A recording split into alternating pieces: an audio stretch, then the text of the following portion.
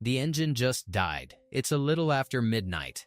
The nearest town is 200 miles behind, the next one is 110 miles ahead, and there is no one, no cars, no lights, nothing in any direction. The temperature is dropping. And the heater that was keeping this cab alive just went silent along with everything else. Most people, in this exact moment, would do the one thing that gets stranded drivers killed. They'd reach for their phone, see no signal, panic, and start walking toward where they think help is. By morning, search teams would be looking for them, and the truck, the single best survival tool they had, would be sitting empty on the shoulder, 20 miles behind them. A veteran trucker does almost the exact opposite, and the difference between those two reactions is the difference between an annoying night and a fatal one. There are 3 layers to surviving a breakdown in the middle of nowhere. The first is the truck itself, what dies, what doesn't, and what's still keeping you alive. The second is the body staying warm, hydrated, and fed when help is hours or days away. And the third is the head, the single decision that determines whether you walk away from this or don't walk away at all. Stay with me, because the mistake that kills people out here is the one that feels the most logical in the moment.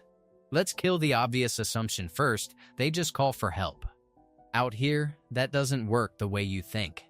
On a remote stretch, a desert highway, a mountain pass, the empty middle of a plain state, there is often no cell signal for 50 or 100 miles. And even when a driver does get through, a heavy-duty tow isn't a guy in a pickup. It's a specialized rig that may be the only one for a couple hundred miles. It can cost anywhere from several hundred to a couple $1,000, and in a rural area at night, the wait can stretch from hours into the better part of a day. Add a winter storm, and the tow simply isn't coming until the road's clear. So calling for help isn't a plan. It's step 1 of a much longer survival problem, and the driver has to assume he's on his own for far longer than he'd like. So the first thing a veteran does is diagnose, calmly, what's actually dead. Because in a modern truck, the engine dying doesn't mean everything is dead. The truck has a bank of heavy batteries. Many sleeper trucks have an APU, an auxiliary power unit, a small separate generator that can run the heat and electronics without the main engine. And critically, that little diesel bunk heater, the Webasto or SBAR unit, runs off the fuel tank and the batteries, completely independent of the engine. So the driver's first job in the dark is an inventory. Do I have battery power? Does the APU still start? Will the bunk heater fire? Because if any of those work, the math changes completely. That bunk heater sips fuel so slowly it can keep a cab survivably warm for the better part of a day on a gallon or two, and a truck that died usually still has 100+ gallons of diesel in the tanks. The engine being dead does not mean the heat is dead. Knowing that is the first thing that separates panic from survival. But here's what the veterans will tell you, and it's the part that flips this whole thing on its head. The truck breaking down is almost never what actually puts a driver in danger out here. The real threat is something the driver does to himself in the first 30 minutes, and we'll get to exactly what it is. First, the body. Heat is the first survival priority, because cold kills faster than hunger or thirst. If the bunk heater works, the driver runs it in cycles, warm the cab, shut it down, conserve fuel, repeat to stretch that fuel as long as possible. If it doesn't, the cab itself becomes the shelter. Every door and vent sealed, every blanket and sleeping bag layered. Body heat trapped in the smallest possible space, which is exactly why a veteran climbs into the bunk and not the wide-open driver's seat. The serious long-haul drivers carry a cold weather kit for precisely this night. A 0-degree sleeping bag, chemical hand warmers, a wool blanket, and a hot water bottle trick heat water on the 12-volt kettle while there's still battery. Seal it in a bottle, and tuck it into the sleeping bag where it radiates warmth for hours. None of this is improvised in the moment. It's packed weeks before, for a night the driver hopes never comes. Once the heat is handled, it's water and food, and this is where preparation separates the professionals from everyone else. A veteran Ocher driver treats the cab like a small expedition base. There's water-stored gallons of it, not a single bottle. There's shelf-stable food that needs no cooking, jerky, nuts, canned goods, energy bars enough for several days, not a single afternoon. The rule the experienced ones live by is simple. Always carry enough to survive 72 hours completely alone, because that's roughly the window in which, even in the worst case, someone will come looking. The drivers who skip this, who figure they'll just grab food at the next stop, are the ones who turn a survivable breakdown into a genuine emergency. Now, getting word out. Cell phones fail out here, so the prepared drivers carry backups. The old standby is the CB radio short range, but on a trucking corridor another driver may roll past within range and relay a message. The modern answer is a satellite communicator, a device like a Garmin InReach, or increasingly a Starlink unit mounted on the truck that can send a text or an SOS from places where no cell tower has ever reached. A driver with one of these can get a precise GPS location to dispatch or emergency services even from the dead center of nowhere.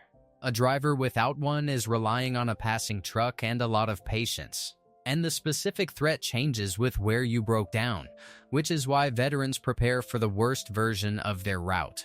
Break down on a desert highway in summer, and the danger isn't cold, it's a cab that turns into an oven once the act dies, so the survival move flips to shade, ventilation, and aggressive water rationing.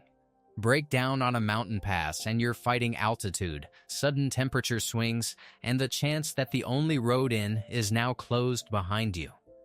Break down in a plain state blizzard and you're fighting whiteout cold and the very real risk of being buried and invisible to the plows. Same dead engine. 3 completely different survival problems. The professionals don't pack for the trip, they pack for the worst night the route could possibly throw at them. And now, the thing I promised you, the mistake that actually kills stranded drivers. It's not the breakdown, it's the decision to leave the truck. When the panic sets in, the cold, the silence, the dead phone, every instinct screams to do something, to walk toward help, to not just sit there. And that instinct is exactly what gets people killed. The truck is a large, warm, visible, climate-controlled shelter that search teams can spot from the air and from miles down the road.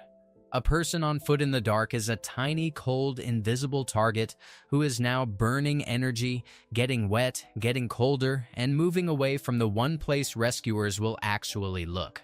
Survival experts and veteran drivers say the same thing in the same words: stay with the vehicle.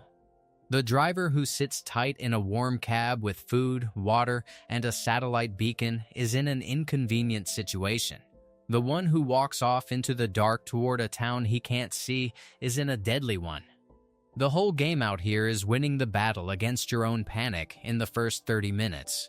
So picture that driver again, engine dead, midnight, 200 miles from anywhere. The amateur version of him is somewhere out in the dark right now, lost, but the veteran is sitting in a warm bunk heater cycling, hot water bottle at his feet, a sat beacon blinking his location to dispatch, eating jerky and waiting out the night because he knows that morning always comes and the truck is the safest place to meet it. He's not panicking. He's done the math.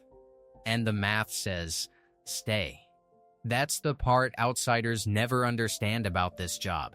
Living on the road isn't about the open highway and the freedom. It's about being ready, completely alone.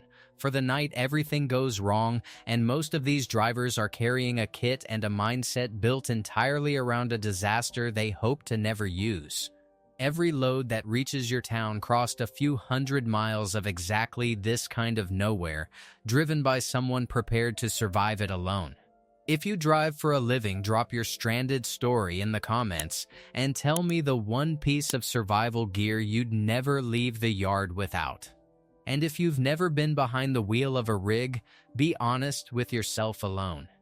In the dark, 200 miles from anywhere, would you have the discipline to stay with the truck?